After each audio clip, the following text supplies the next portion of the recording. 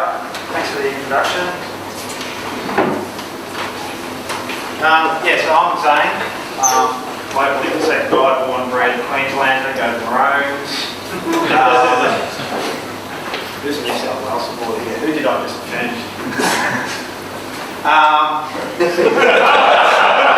Members of those, yes. Great man. Currently a pen tester, technical lead at a local consulting firm. Worked with Ben here, and previous role I did Outta, so that was at the national cert team. Previously a national cert team, not currently a national cert team, because we now serve Australia for that. Aside from that, we also had a guy here who helped us who didn't want to get up and talk. We de-anonymised him by actually putting his name up here. Matthew Bray, or MDB, he's probably more commonly known around here. He's just pretty much a guru at everything, so I've got to say thank you very much for your help in all this. I'll let Ben introduce himself.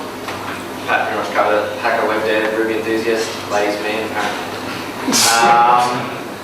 Come from a web dev background, from running those 4 security applications to actually testing and breaking them. So that's me. And he's in a CrossFit cult. Alright, so the background is, we're going to cover all of this, thank you, but he's left, thank you anyway. Brisbane's got G20 this year, and there's been a bit of history around security issues. Russia had malware on USB, and France had the target phishing attacks. So Queensland government and federal government tried to preempt this by creating a body of work around being proactive, and doing vulnerability assessment, risk assessments and stuff. So we decided, screw all that, we're just going to go and have a look ourselves, keep it very light, passively. We weren't probing too hard, just wanted to see what sort of infrastructure was out there. But we were very ambitious. That's on the next slide. Yep. We wanted to attempt to do an entire AU IP sweep. That's 47.7 million IP addresses. We had 5 weeks notice. That's about when he recruited me. Yes. We wanted to obtain some, absolute statistics around this. Basically, we wanted to use this as a foundation of information, so we had something to refer to and supplement this with some other open source intelligence gathering techniques. Next slide. So here's our approach. Yeah, so we're going to try and map the infrastructure as light as possible and trying to get as much as possible. And a key problem with that is the speed, really. We want to combine that with some OSINT and cross-reference that data to try and find some key parties and really find if there's any some serious vulnerabilities, specifically for the G20, and see if we can notify these parties of these potential problems. So that was really our approach, and we probably should have thought about that a bit more, because that was a very good approach. Before we proposed the idea too, we are 47.7 million IPs, it's the rough number of IP addresses. APNIC has said that's in their assignment area. And you sit down and do the maths around, how much one Nmap scanning running back-to-back is going to take, and there's years it's going to take. So you've got to start throwing more and more resources at it. So our assumption was that we could scan it. Our assumption was we could do this when we proposed this idea. Very ambitious. We weren't. We also thought we could gather a lot more information out of Nmap than you can. So it's a bit of a balance. You're trying to be not intrusive, and you're trying to gather information from a system actively being hosted. And because we had 47 million IPs and Nmap's fairly slow, we had to tune it fairly light so that it would grab as much information as we could in as little possible time. We've got some interesting stats on that and how we tuned it in our architectures as to how we had to balance that. And of course, we're unable to connect to any services, so there's only so much information you can get. So it does make it a little hard to combine and cross-reference it with the OSINT stuff. So was a challenge, but it went well. Needless to say, we didn't do 47.7 million IP addresses in the last 5 weeks, but we did a damn good effort. Actually, if you'll see the stat earlier, we actually did 30%, which is a kick-ass sample, in our opinion. Considering it's only been running for about 2.5 weeks, Solid, yeah. it's 30%, it's not bad. We estimate if you throw about $150 at it, you could probably do all 47 million IPs in 2-3 weeks with light scan. We've personally put probably not at $50 into that. A little bit more because I think we talk about it later, but it seems I have to talk about it now. We actually bought a few VPSs and then found out those VPSs don't commit enough. It's not something they say on their sales pitch, so... Yeah, it should be. We allow AMAP. But as to the technology, we used RabbitMQ for our queue server, which is quite a really neat piece of kit. I wrote most of the Ruby consumers, which was the queuing, the scanning, or what we call dumping, which we'll go through. A bit of Perl, because it was Zane. MySQL, there's around about 15 at the peak, 15 VMs. As of last Sunday. Yep. And on the OSINT side, Fokker, if you don't know it, it's a pretty good tool. Uses a fair bit of memory, but it's pretty good. And your usual stuff you should all know, search engine, social media, that sort of stuff. Going to come through. For us, actually, this was probably the biggest motivator for us because the technology was really cool. We hadn't played with it, particularly on this kind of scale. So we found it really sexy and fun to actually go through this whole process of setting up the infrastructure, doing the usual lockdown process because we're a little bit paranoid about having Nmap data. Someone might pop their boxes that just Nmap AU, and that's free and easy data for them. So we did take a lot of precautions around protecting it. So this was week 1 when we thought things were going to be easy? Yeah, this is week 1. This is in our office. This is our whiteboard where lunchtime, joking around, shits and giggles and stuff. I think this is going to be a piece of piss. This is our approximate timeline. So week 1, we had a bit of a brainstorm, drew up our highly detailed architecture design and just saw. Week 2, we still think about a bit. We're still thinking it was going to be easy and brainstorming some of the technology and how we're going to do this kind of stuff. Week 3 was just me coding to try and get this implemented. And it wasn't a lot of code in hindsight, but if I'd taken it, we had a lot of problems towards the end for infrastructure going down a lot, you'll see. So I've been taking a little bit more time on week 3 while coding it, made a bad problem towards the end, but we have to do this again. We know where the faults are. We'll talk about that. Week 4 we calculate how long it takes to scan them all, and we go, well, we better start getting some infrastructure under it and running. Week 5, week 6 we just kept restarting it, kept keeping it going because there are a few things that kept stopping us. Simple things like network errors really caused us problems. So, and week 6 we're here. Now we got 30% done, so we're quite happy with that sample size. Because when we realised when we first started, there was no actual way to track how much progress we've made, short of just raw SQL commands. So you'll see in a moment, I built something just to track it and just give you a pretty graph so you're all amazed. But when we first got it running, it was 0.6% and it was doing 0.% every couple of days. So we realised we really had to throw some stuff at it. So the actual architecture, you can see Zane top left there. Looks just like me. It does. Do you want to talk about how you put together this?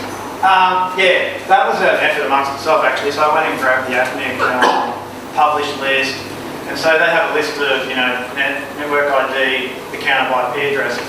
So I had to actually manually, I wrote a Perl script to print out all those IP addresses, and that took about 2 days to actually run and create a file. The file pack is not big, it's about. Sorry. Should have written it better. Maybe I should have learned Ruby. It says better. I was surprised actually, that took Friday night till about Sunday evening, one weekend. I was actually a bit concerned that I'd stuffed up because was taking so long. But I kept tailing the file, making sure that the data was, working out, and I did some sanity checks over it. And it's about 800 meg of just IPs, a single column. So once they did that, we randomised it. Yep. We split it. Sort-R, that's my randomisation. I'm also going to write another script and take 2 more days. So sort-R quick took about 5 minutes, and then we split it into blocks of 150,000 IPs, which is a crap load of files actually. I first did 50,000 IPs per file and just filled up. Yeah, it was a bit of a nightmare. So to explain what we've got here, the dotted lines represent a VM in itself. Okay. So Zane pushed it straight to RabbitMQ. Once Rabbit got hold of it, Rabbit it's all a messaging system, so it had 16 IPs in every message. Okay. Rabbit then sent it off. Zane queued it into what we call the scan queue. It came out to one of our consumers, okay, which was running the scan script. When we first started, we only had 1 or 2 of these machines, and with one nmap running on it. We looked at the graphs from our hosted provider, and we weren't really hitting CPU, memory, or network limits. It was nearly nothing. So we actually put 3 nmap scanners per VM, and how many do we have in total? 15? Yeah. We had 15 consumers, 15 consumers at the height of the process, which was last Sunday when I got my DPS limit increased. So once this scan happened, it's a standard nmap scan. We'll show you in the command in a minute. It output the XML, we zipped it up, sent it back into the dump queue. The dump queue then ran a dump script, which literally just parses it straight to MySQL application across to the app we'll show you in a sec. That whole process took, if we were working full time, it would take a day to set up, maybe 2 for the coding. There's not a lot of code at all. And RabbitMQ is quite awesome for this sort of stuff. If we hadn't used a queuing server, just bash scripts, we'd be pulling our hair out by now. So look into it if you want to do anything. Yeah, highly recommend it.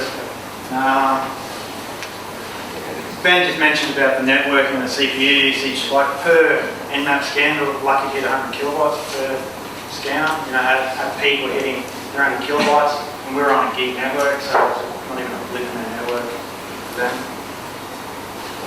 So yeah, at our peak we had 49 consumers, 48 nmaps running 16 IPs every scan, and just 1 dump script. And you can see this is just the RabbitMQ interface.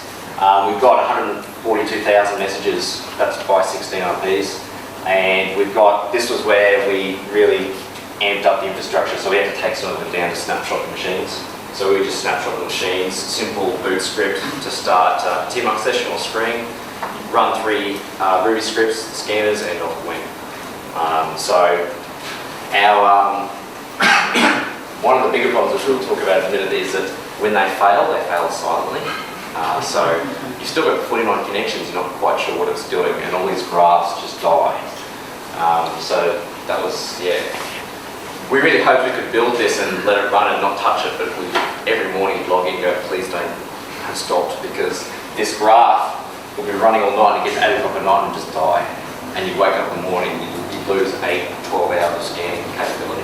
Which actually happened yesterday. We thought, crap, the networks have died again. It actually just turned out it exhausted the queue. There was nothing in the queue for it to do. So we pumped It was a Zane error. It was a Zane error. That was a Zane error, yeah. I blame travelling back from Auckland yesterday. So. However, most of the coding was my fault, so we'll go through some consumer mistakes. The scanner RV, which was responsible for taking 1 message at 16 IPs, executing nmap, and passing the XML back. Okay. Starting too many consumers is not a good thing. When you reboot all 15 VMs with 45 consumers on it and they all try and connect, RabbitMQ is not like that at all. Don't use static temp file names. Yeah, that's... When we realised we could run multiple nmap scans per machine, I started the second one, let's just see how this runs for an hour.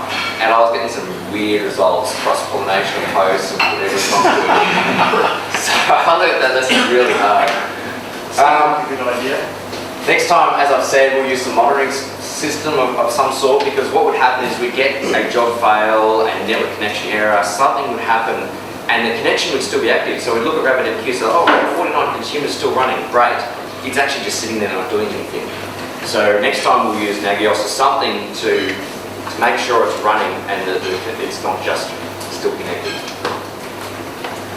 Yeah, network dropouts happen more than you think, which just seems to stop it. And we talked about OpenVZ, it doesn't work with that. Yeah, that's where we wasted all that money on OpenVZ servers. If you need a virtualization technique, don't use it, it's crap. We end up using KVM. So locked into Linux, that was cool because that's what we were using. Did an awesome job for us and it's pretty quick. So I highly recommend KVM if you need to do something quickly. So this is the nmap command we used, and this is probably the third or fourth iteration because we did a few trials at first. We actually, should shout out that we actually didn't use any HD balls, data or examples. Perhaps we should have, and sort of learned from some of his lessons. We just, like pull out the gate when we tried doing this. And then we actually looked at a Black Hat Prezzo where they actually recommended a few of these other options. So we tweaked around with it, and this is the commands we ended up using. So basically, most of you can probably read the thing over. Seed scan, UDP scan, and version detection. We made a conscious decision to do version light because we didn't want to be smashing host, but we knew that the downsides of this was version detection wasn't going to be as accurate, but it was going to be pretty damn good. Not perfect though. OS detection, min host group just basically says try and scan all 16 IPs at once. T5, it has a few implicit things as well, but it basically says scan as quickly as possible. Same with the timeout, we turn that down a little bit, it overrides the T5 command. I think the T5 sets it at 300, but because we were scanning from overseas servers, we wanted to make sure there was a little bit of gap for UDP and TCP time things in case they're a little bit slow.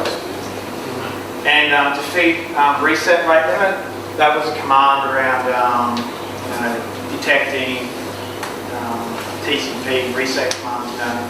Basically, it decreases accuracy, but it increases speed. So it was also a trade-off that we decided was good for this. And then they're the ports that we scanned. It's interesting that the SNMP one came up before because we found a lot of open SNMP stuff. And that's our output. And that's reason we kept it because we wanted to know why if you had to dig back further. But more mistakes, just my mistakes here. The dump script, which pretty much takes the XML and stores it in MySQL. It was a good call, I think it was your behalf, but we actually stored the XML output as well, which is good because we had to re-queue about 6% because I stuffed up and we weren't parsing it correctly. That's when we launched multiple scanners. Yeah. So it was about 650 megabytes of compressed XML, 170k messages. It took about 8 hours to reprocess about 6% of our queue. That's just coming back through our queue, back to the dump script. Thinking the dump queue is running fine, we've actually got 100k messages in there, not checking it regular enough. All time should be UTC, that's my bad again. We had VMs in San Francisco, Amsterdam, Chicago, Singapore, a couple other places.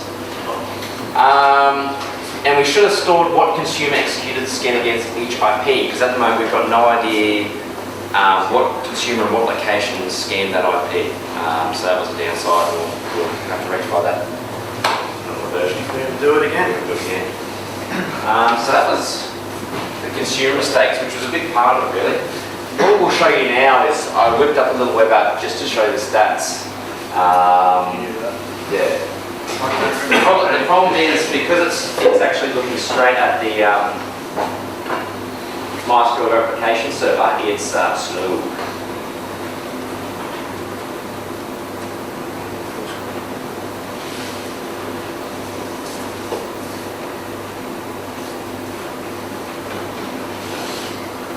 So that chart at the top is actually live. So each one of these verticals is a scan, obviously max at 16 IPs, you can see 0, 1, and just hit 13 in the last 10 seconds. It's slow because it's over 3G, so in a minute it should update. There you go, 31. So we found 31 hosts just sitting here, alive at least. We're at 30.7%, so that was 30.2, 30.4 about 2-3 hours ago. So it's slowly climbing. So as I said, you put more resources into it, and you could probably do all of AU in a week or two. So I should have finished loading by now. It takes a good minute. Let's have a look at some stats. So out of everything we've scanned 14.5 million addresses. You can see here, 93% of those have been dead. Only 6.7 actually been alive according to AirMap. And there's room for error in that. We accept that because it's not perfect. It's not the perfect AirMap scan.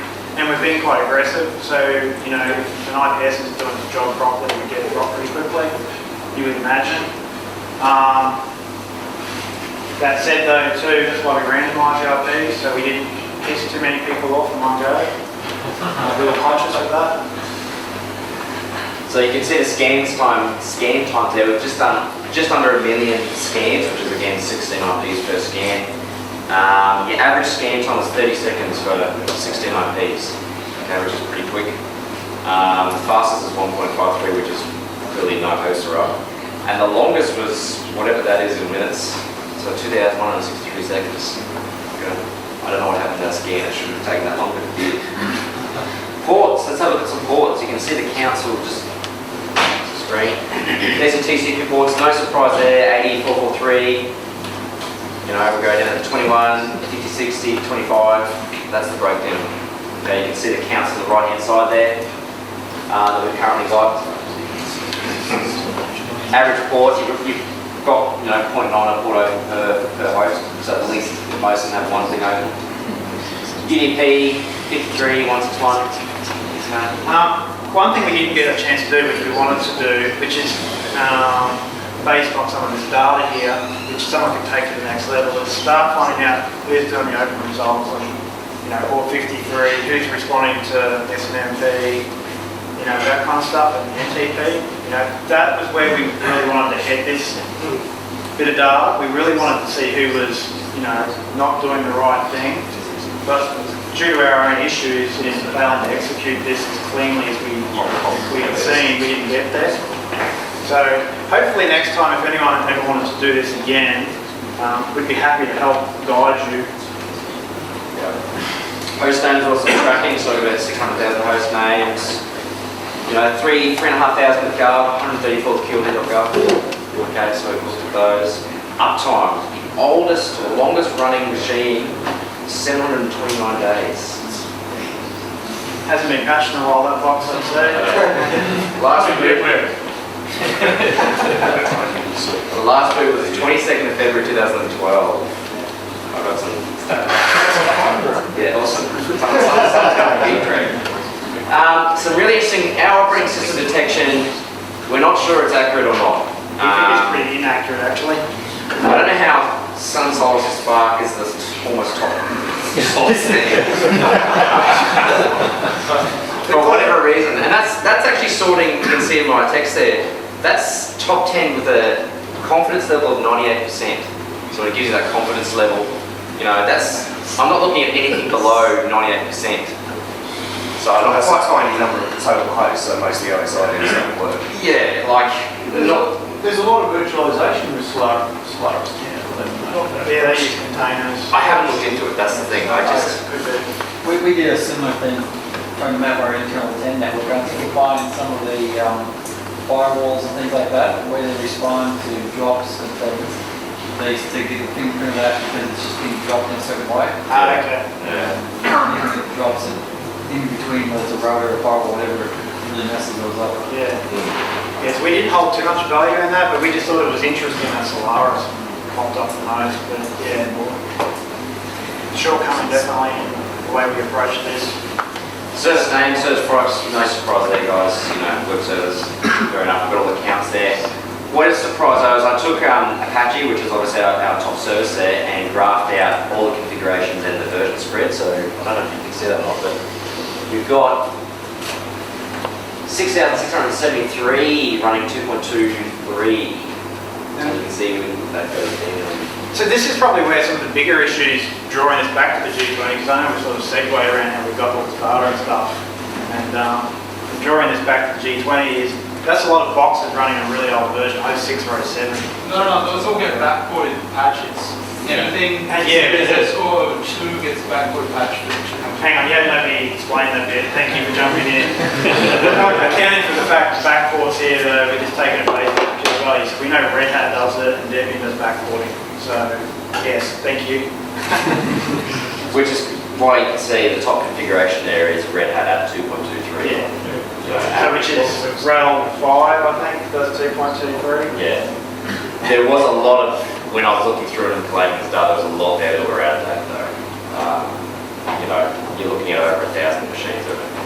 They were vulnerable in 2013, impact rating 10, whatever that was. I can't remember what it was now. So that was sort of some of the stats we pulled from it, which were interesting to say the least. Are there any questions on that while we're on? I understand you guys were pretty ambitious wanting to scan the AU. Yep. Why didn't you actually start with OSINT, go after AS numbers, netblocks, routing advertisements, and actually target G20 specific organizations? Good question. We didn't think it through that well, I guess is the honest answer. We were worried about how long it was going to take to get the data. We felt because this was going to be the time consuming thing that we should get this up and running. Well, that's where I'm going. I mean, Yeah. probably you were scanning a lot of IPs with dead. Yep. Like, big netblocks not actually routed, not actually wouldn't want after active routes. Yeah. No, I agree with you. We balls it up basically. I could be honest about it, but it was a lot of lessons learned. Yeah. So please don't repeat our mistakes. Here's our methodology, please don't use it. It's not a lot of it. There we go, right? So we're not going to exhaust IP4 very quickly, right? We've got plenty of... Clearly we've got plenty. Yeah, without IPv6, how is the Internet of Things going to allow people to go in your fridge? Well, 93% is still available, right?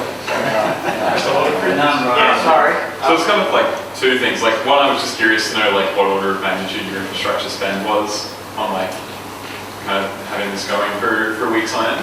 The other one was like, have you seen this and Paul McMillan stuff on kind of scanning the internet in a few hours?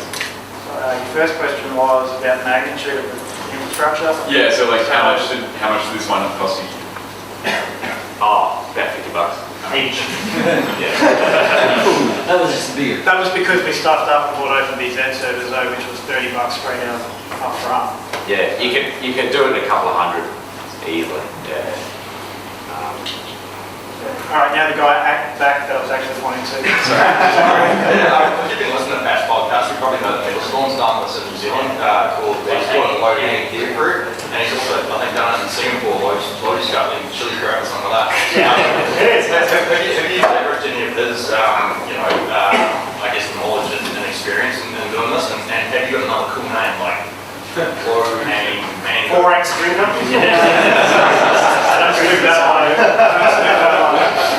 We really wanted to focus on AU. We were aware of all those projects, obviously, and it was a bit more of a technical challenge as well to get it done ourselves.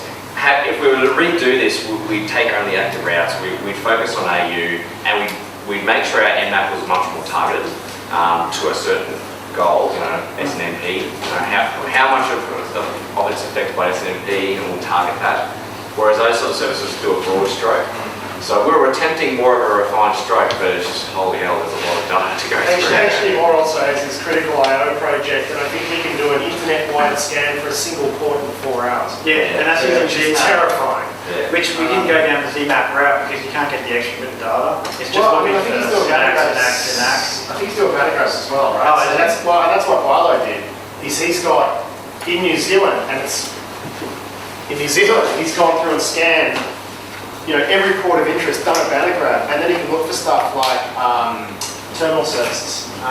Right, just like no password terminal services. Like it can even actually pull in a screen grab. So you can actually just look for the ones that don't have a password box. It's just like a desktop, and then off it gets on.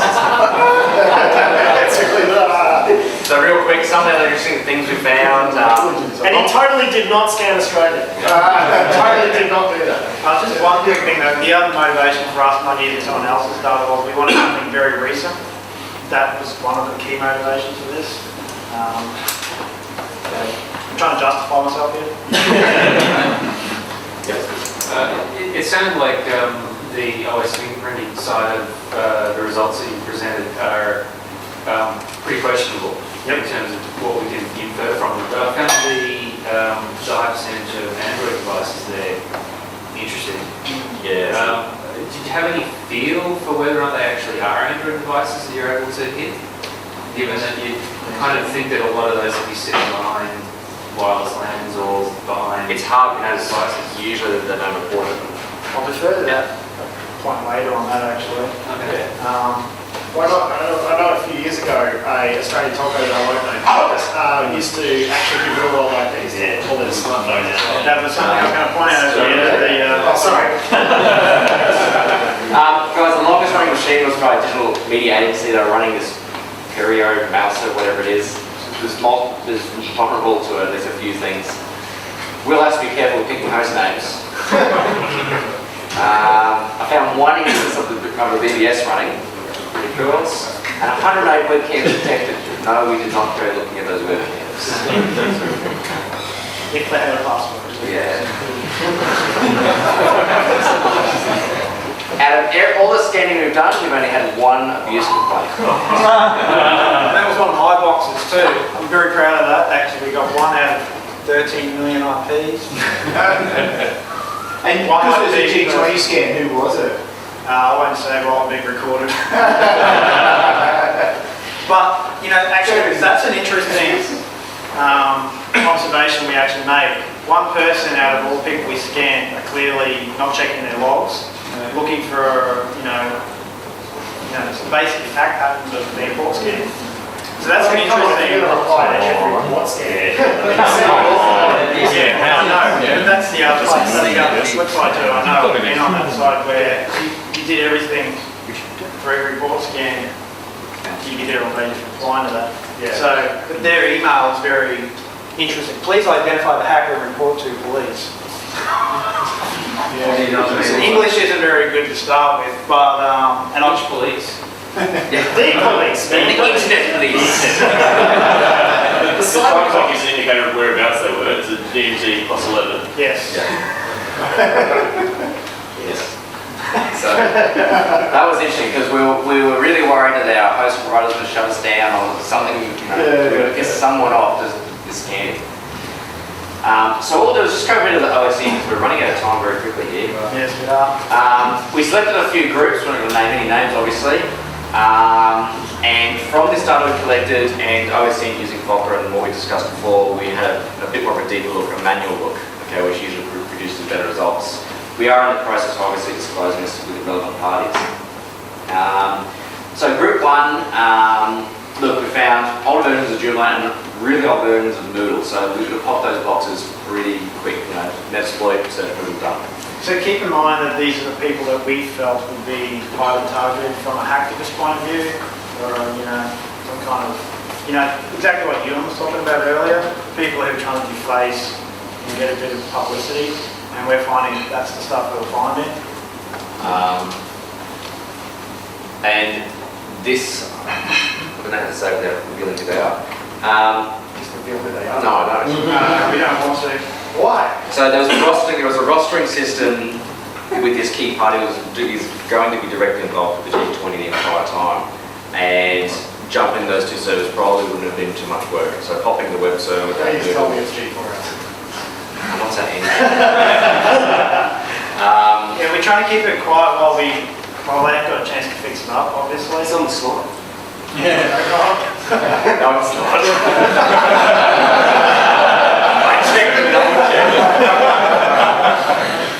Anyway, they had a rostering system. You can imagine inserting your own sort of agent into their rostering system. Popping the box, going across. You've got the rosters for whatever their role may have been.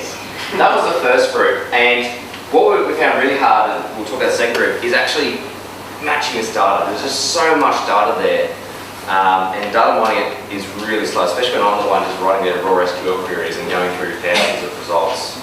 Okay. Big data, threat intelligence. What's that? Big data, threat intelligence. Yeah, that's it.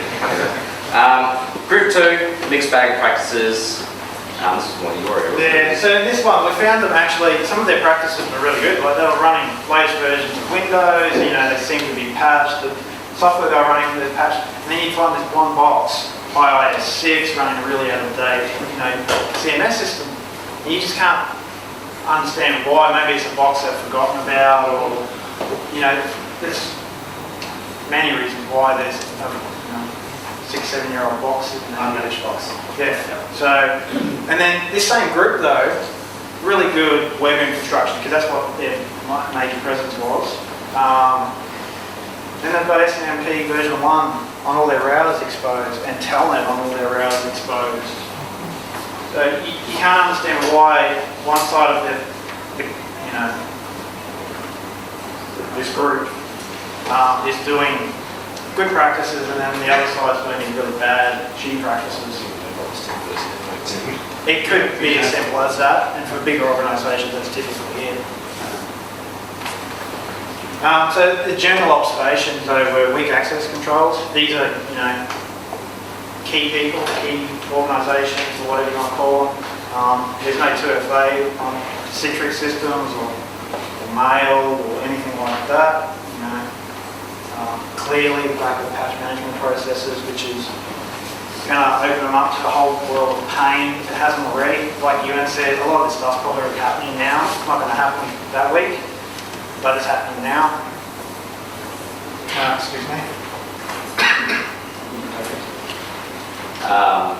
And really, it's hard to validate a lot of this stuff to say yes, you are on the CVE because you know we can't go past that point. We're only viewing, not modifying. We can't throw vulnerability assessments or whatever. So, like most pen testers, you really want to, but you just can't. So, afterthoughts. A little bit of light scanning doesn't seem harmful.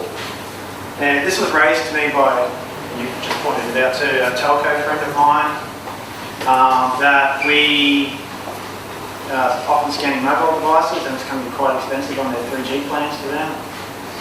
Something I didn't think of up front. The telco should be natting them, come on. And the other, yeah, they should be, but they're not. And I'll jump to point 2 with that answer. Point 1 is a lot of security researchers are doing this kind of work. One person doesn't do a lot of traffic, but 1,000 of us all at once. Creates a big blip in their network. Mobile stuff. Yeah, and I mentioned the mobile stuff they're using. Did you detect any particular ISPs blocking you? No.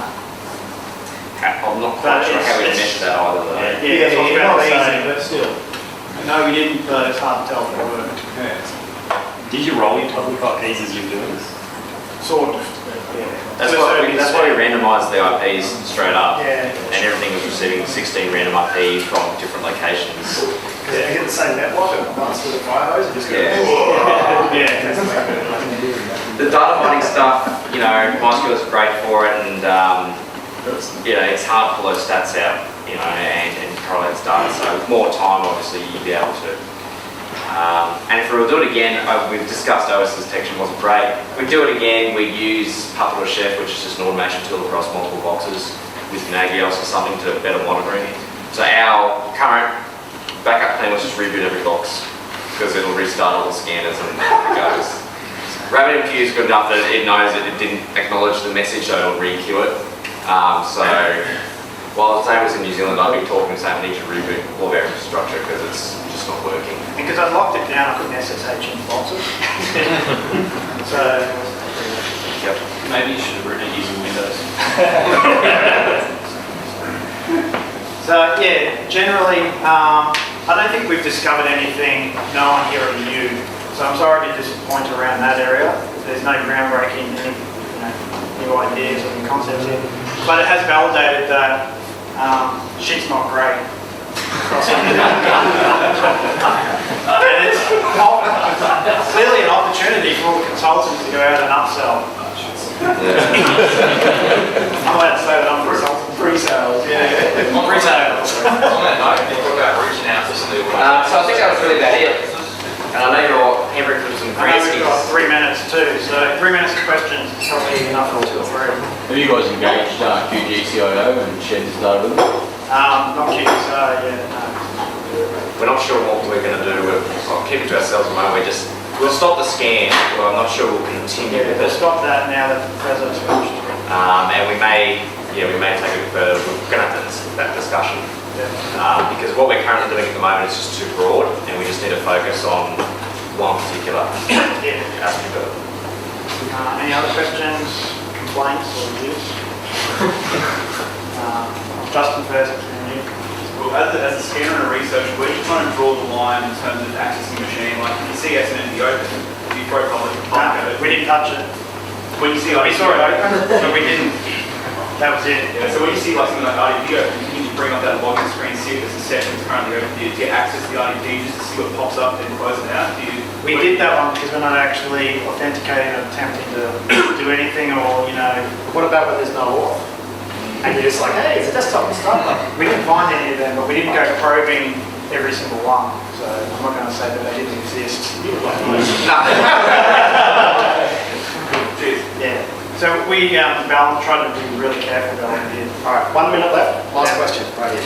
Yeah, on your that little sponsor page, I sure was, there was 90-something% dead on things. That wasn't Splunk, that was Ben, by the way. Oh, Yeah, he's good with You also mentioned that you didn't tag each scan that the host was done from. Yep. This may be a silly question considering that you didn't tag it. Did you see different scan results from different hosts, and did you see different scan results of IP-based, of Australian-based IPs versus New York-based IPs? Something that we'd like to do. We obviously, no, I don't have that data up into it, but I'm sure I could because I might have lost that information. What we really did is we were more focused on making sure we had all the XML output. So I've still got a box with over 2 gig of compressed XML there of all 30% of the scans. In hindsight, next time we'll tag those on the way back and correlate that data. If you make it lightning quick. Did you use an Australian-based VPS? And if not, why not? We looked at it. That one is more expensive. Yeah. It came down to cost. What are you kidding? We're too cheap. We would have $500 plus just to start in Australia, and our only option was overseas. We did look at talking to one company, but we felt they may not want this kind of attention.